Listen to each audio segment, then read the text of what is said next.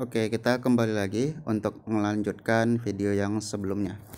Nah, selanjutnya ketika kita sudah menyelesaikan pembuatan presensi kehadiran ya, di atas itu aja sekali. Kemudian kita bakal masuk ke bagian apa assignment ya, atau tugas yang harus dikirimkan siswa. Nah, jadi seperti biasa ya, di sini itu ada pertemuan 1, pertemuan 2, pertemuan 3, pertemuan 4. Sebelumnya itu namanya topik. Ya, kenapa topik? Ya, topik itu kan mungkin terlalu eh, susah gitu diartikan gitu. Topik apa, topik pembahasan atau topik apa gitu. Nah, jadi dibikin pertemuan biar lebih terstruktur gitu. Jadi pertemuan 1 materinya itu terkelompokkan di sini, kemudian pertemuan 2 di sini, kemudian pertemuan 3 itu di sini. Oke, jadi seperti itu. Nah, kalau mau dirubah bisa, jadi dirubah aja, tinggal klik panah pensil di sampingnya ini, kemudian kita ganti namanya itu contoh menjadi materi contoh lah bahasa Indonesia itu tentang apa bahasa Indonesia, puisi gitu, puisi puisi aja gitu. Oke, kemudian kita klik dan kita bakal ngerubah gitu. Nah, oke, kalau sudah selesailah kita rubah. Kemudian kita bakal nambahkan aktivitas. Di sini kita bakal menambahkan yang tugasnya dulu. Ya, tugas di sini, tugas, kita klik penugasan. Oke, nah di sini kita buat dulu nama tugasnya. Tugas pembuatan puisi. Kemudian deskripsinya di sini itu kita bisa ngasih soal, buatlah sebuah puisi bertemakan apa misalkan cinta gitu. Oke, apa contoh. Nah, kalau mau ditampilkan boleh, kalau enggak pun enggak apa-apa. Oke, kemudian kita lanjut ke bawahnya ya. Di sini itu kalau mau ngasih file PPT, kalau mau ngasih file apa lagi contohnya PDF, dokumen, yang lain-lain itu bisa kita masukin ke sini. Ke sini. Ke mana tadi? Ke sini ya. Kemudian di sini tadi kita bikin soalnya boleh. Nah, kemudian kita selebihnya itu masukin filenya di sini. Oke, kalau sudah kita lanjut di scroll ke bawah dikit dan di sini kita ngasih ketersediaan. Ya, ketersediaan itu adalah kapan siswa boleh ngirim, kapan siswa nggak boleh ngirim, kapan kapan siswa boleh ngirim, kemudian tanggal jatuh tempo itu kapan siswa dikatakan terlambat ya, jatuh tempo, kemudian batas akhir itu kapan siswa sampai nggak bisa ngirim lagi. Nah, seperti itu. Jadi itu silakan diatur. Nah, di sini itu diatur 1 minggu secara otomatis. Ya, jadi dari 25 Juli ke tanggal 1 Agustus itu 1 minggu ya kalau nggak salah. Nah, secara otomatis. Jadi ya diatur aja gitu kapan deadline ataupun kapan harus ngirim tugasnya gitu. Misal minggu depan harus ngirim tugas, maka ya diatur aja gitu tanggal berapa terakhir ngirim tugas, tanggal 1 Agustus misalkan. Kemudian di jam berapa, misal jam 1 siang. Oke. Kemudian juga bisa diatur kapan batas akhir untuk pengiriman tugas di siswa. Nah, batas akhir ini artinya itu kalau beda dengan jatuh tempo itu ketika siswanya terlambat, dia itu masih bisa ngirim, tapi statusnya itu terlambat. Nah, kalau di batas akhir, siswa itu ketika udah terlambat, ya, dia itu nggak bisa ngirim lagi gitu, nggak bisa ngupload, nggak bisa ngelihat ngelihat soalnya boleh, tapi dia itu nggak bisa ngupload lagi, nggak bisa ngirim tugas. Oke. Nah, jadi yang perlu diperhatikan kalau membuat tugas ya, membuat assignment untuk siswa itu, inilah 3 ini yang perlu diperhatikan. Oke. Biasanya ada beberapa guru yang nggak perlu tanggal jatuh tempo. Jadi gurunya itu kalau udah batas akhir 8 Agustus ya udah selesai gitu. Setelah itu siswa itu nggak bisa ngirim tugas lagi. Nah, ada juga guru itu yang nggak perlu batas tugas akhir. Jadi ketika tanggal jatuh temponya itu udah lewat ya, siswanya itu masih boleh ngirim tugas. Ya. Jadi ya tapi statusnya itu terlambat di bagian e-learningnya itu status tugasnya itu terlambat. Nah, di sini kita bakal ngatur seperti ini. Jadi ketersediaannya itu mulai siswa bisa ngirim tugas itu hari ini ya dari 25 Juli jam 00. Kemudian tanggal jatuh temponya itu 1 minggu setelah hari ini ya, 1 minggu secara otomatis, dan batas akhir siswa tidak bisa mengirim lagi itu 2 minggu setelah hari ini, itu secara otomatis memang. Nah, jadi saya bakal biarkan seperti ini ya. Kalau mau dirubah boleh, nggak apa. Kemudian yang ingatkan saya untuk menilai ini diabaikan nggak apa-apa gitu. Kemudian nah di sini tipe pengajuan. Nah, tipe pengajuan. Di sini itu ada tipe pengajuan. Apa itu tipe pengajuan? Nah, tipe pengajuan itu ada pilihan teks daring dan pengiriman berkas. Pengiriman berkas itu secara otomatis dicentang gitu. Kenapa? Karena siswa itu bisa upload assignment. Artinya itu dia bisa ngirim tugas tapi dalam bentuk file. Nah, dia secara otomatis. Kemudian teks daring ini adalah siswa ngirim tugas tapi siswanya itu langsung ngetik jawabannya di dalam assignmentnya itu ya. Jadi tipe yang diterima itu bakal dalam bentuk teks langsung gitu. Nah, kalau ini dia harus kalau pengiriman berkas ya dia itu harus nulis di catatan, kemudian difoto baru dikirim. Nah, kalau teks daring itu ya misal tadi kita buat puisi, siswanya itu langsung ngetikkan puisinya di dalam e-learningnya ini gitu. Kemudian kalau pengiriman berkas ya siswa itu harus nulis puisinya di dalam buku, kemudian difoto baru diupload ke dalam kita. Nah, itu terserah gurunya mau gimana. Ya mungkin lebih bagus pengiriman berkas ya kan, karena siswa juga harus nulis lah gitu kan, nggak mungkin main ketik dan copy paste aja. Nah, itu sesuai kebutuhan. Di sini saya centang pengiriman berkas. Oke. Kita lanjut scroll ke bawahnya lagi. Di sini ada jumlah maksimum berkas yang dikirim. Ya, ini biar aja 20, kemudian batas situs. Batas unggah situs itu ya biasa 32 MB, nggak ada masalah. Kemudian yang ini biarkan saja, jenis umpan balik juga biarkan saja. Setelan pengajuan tugas pun biarkan saja. Nah, setelan pengiriman grup biarkan saja, notifikasi biarkan saja. Yang lain-lain itu biarkan saja. Nah, itu secara otomatis bisa diatur jika ya gurunya itu mau mengeksplor yang lain-lain gitu. Nah, selanjutnya pembatasan akses itu nggak perlu gitu. Kenapa? Kecuali soalnya itu ya ditampilkan soalnya di sini gitu. Nah, ataupun soalnya itu belum diketahui oleh siswa. Nah, jadi kalau kita mana tadi?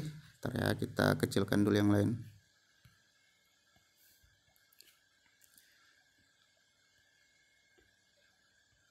Nah, di pembatasan akses ini tujuannya itu adalah membatasi kapan ini boleh dibuka dan kapan ini nggak boleh dibuka. Nah, ini sampai segini. Nah, fungsi dari pembatasan akses ini, siswa itu nggak bisa akses assignment dari tanggal 25 Juli sampai tanggal sekian gitu misalkan, ataupun siswa itu pembatasan aksesnya itu siswanya itu cuma boleh buka dari tanggal 25 Juli misal dari jam 8 pagi sampai jam 10 pagi gitu. Jadi ya artinya itu siswanya itu cuma boleh buka assignment tugas itu dari jam 8 sampai jam 10 pagi aja gitu.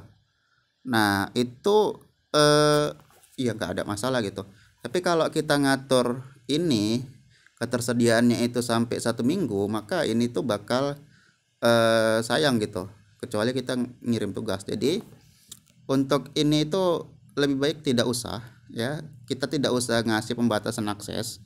Biar siswanya itu ya emang ngirim tugasnya aja gitu. Jadi kalau memang seminggu kita kasih tugas, ya biarkan saja seminggu. Kalau memang mau 9 jam 9 sampai jam 10 ya kita 1 jam aja.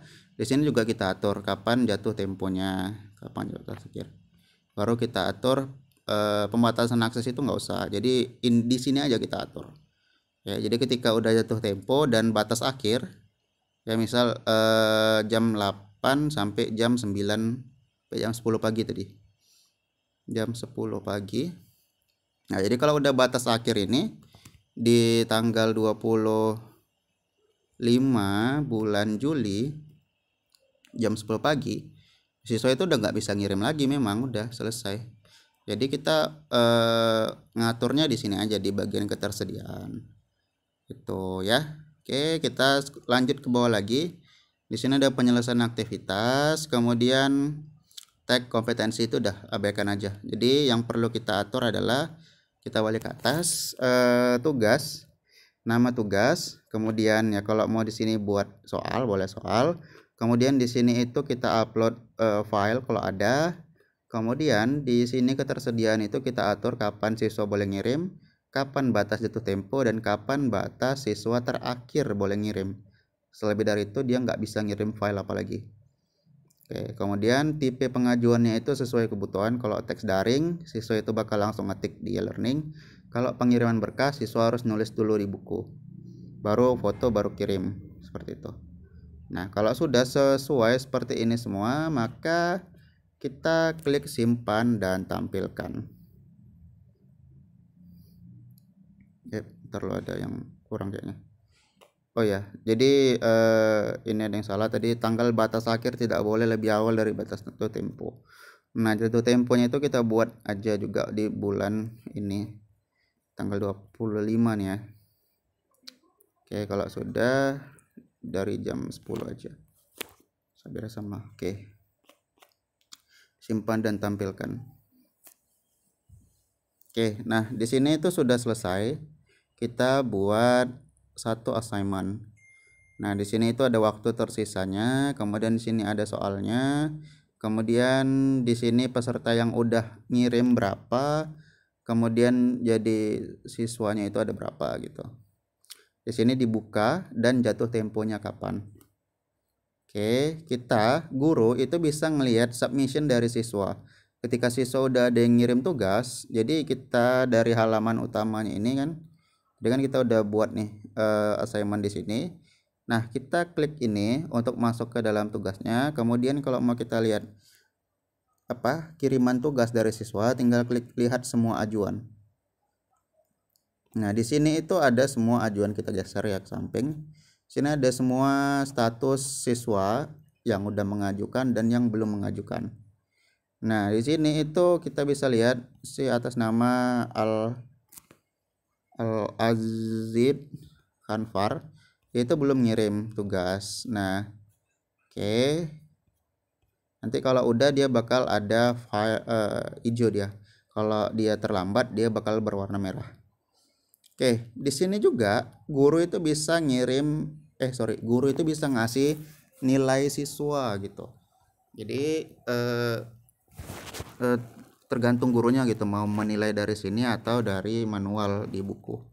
Nah, di sini itu gurunya itu bisa ngasih nilai. Ya, nilai dari 100 misal 80 tuh kan. Kemudian kalau mau ngasih komentar terhadap kiriman siswa boleh. Nah, seperti ini cara menilai. Kemudian klik scroll ke bawah dan simpan perubahan. Oke.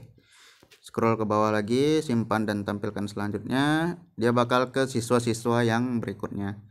Nah, seperti itu. Oke, itu contoh, ini nilai dari ini. Dari sini. Dari learning. Tapi kalau nggak mau ya nggak apa-apa gitu. Nah, kemudian bisa ngedit juga, perbarui nilai, dan ngasih perpanjangan dan mencegah perubahan pengajuan. Ya kalau mau dieksplor fitur dan menunya pun nggak apa-apa di sini. Bisa ngasih komentar juga terhadap masukan terhadap isian siswa. Contoh tadi si Abdil itu dia bikin puisi tentang cinta, tapi kita mau ngomen gitu. Komentarnya itu bagus banget. Nah, oke, kalau sudah kita klik simpan komentar, maka itu bakal ada di bagian dianya gitu. Tapi ini adalah hal yang opsional gitu ya, jadi tidak perlu kali gitu. Yang penting semua siswa itu sudah ngirim tugasnya, sudah mengajukan tugasnya. Oke. Itu saja mungkin tentang tugas. Oh iya, satu lagi kita scroll ke bawah lagi. Nah, di sini kita bisa ngatur unduh pengajuan. Ya, jadi caranya itu adalah kita balik ke tugas pembuatan puisi, kemudian kita klik lihat semua ajuan ya di sini. Kemudian kita itu bisa ngatur untuk mendownload semua isian dari siswa. Nah, caranya itu adalah dengan klik ini, kemudian klik unduh ajuan terpilih. Ya, jadi klik aja centang semuanya ini. Klik pilih yang di sebelah foto pengguna, klik centang yang di situ, kemudian kita scroll ke bawah, kemudian kita klik unduh ajuan yang terpilih, kemudian kita klik OK. Nah, maka kita tunggu sebentar dan kita bakal mengajukan. Oh, tapi itu opsional sih. Kemarin gimana cara untuk mendownload semuanya? Ntar ya, aku agak lupa bagian mendownloadnya. Tugas pembuatan puisi, kemudian kita ini dia, unduh semua pengajuan tugas. Nah, seperti itu ya. Jadi dari halaman depan ini ya, kita mau download semua tugas. Misalnya telah diajukan 37, jadi semua udah ngirim tugas. Kita klik pengaturan di atasnya ini, kemudian kita klik unduh semua pengajuan tugas. Ya, kita klik, kemudian kita klik lanjutkan. Nah, maka dia itu bakal ngedownload satu file. Ada satu file di sini nggak ke-download karena belum ada yang ngajukan ya. Nah, tapi itulah gimana caranya mendownload dari, nah ini belum ada pengajuan. Nah, jadi dia belum bisa download. Nanti kalau udah ada satu yang ngisi baru bisa download. Itu aja mungkin tentang cara pembuatan tugas. Nah, jadi kita sudah masuk ke sini, dan satu lagi video berikutnya itu kita bakal bahas tentang kuis. Oke, terima kasih, sampai jumpa.